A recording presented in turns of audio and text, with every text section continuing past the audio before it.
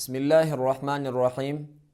Бүгүнкү сабагыбызда каршылаш бар сыпаттардын алгачкыларынан болуп эсептелген хамс жана жахр сыпаттары менен таанышып өтөбүз. Хамс. Ал-хамсу деген сөздүн лексикалык мааниси акырын үн, шыбыроо. Ал эми терминдик мааниси тыбышты айткан учурда өпкөдөн чыгып жаткан үндүн сыртка эркин жана үнсүз чыгуусу. Хамс тыбыштарын айткан учурда аба үн түйүндөрүнө учурабагандыктан бул тыбыштарды айтууга үн катышпайт.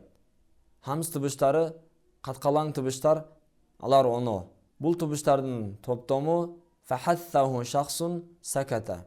Мааниси ага бирөө түрткү болуп, ал үн чыкпай калды. Бул сүйлөмдөн максат хамс тыбыштары ушул сүйлөмдө чогултулган. Ушул сүйлөмдүн арабчасын жаттап ала турган болсок, хамс тыбыштарын жаттоо бизге жеңил болот. Жахр. Ал-жахру деген сөздүн лексикалык мааниси ачык үн. Ал эми терминдик мааниси тыбышты айткан учурда өпкөдөн чыккан аба жабылган үн түйүндөрүнө учурап тосулгандыктан кысылып чыгуусу. Жахр тыбыштары үндүн катышуусу менен жасалат. Ан тыбыштары калган 19 тыбыш, жумшак тыбыштар. Булардын топтому азума вазну qaриин зи гаддин талабин жаддин. Мааниси көзүн сактаган, талаптуу, аракеттүү карынын салмагы кадыр баркы улуу. Жогоруда айтып өткөндөй эле, бул сүйлөмдөн максат мааниси эмес, балким жахр тыбыштарын жаттап алуу жеңил болуусу үчүн. Эми урматтуу бир туугандар, тыбышта хамс же жахр сыпаты бар экенин аныктоонун эки жолу бар. Колуңузду кекитекке коюп, тыбышты айтып көрүңүз. Хамс тыбышын айтканда кекитек титиребейт.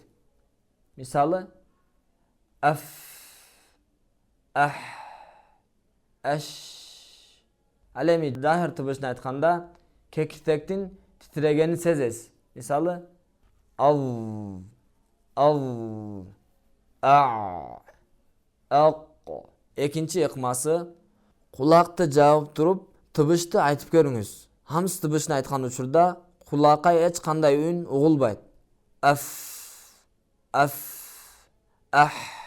Ал эми жахр тыбышын айткан учурда кулакка үн угулат. Мисалы, аз,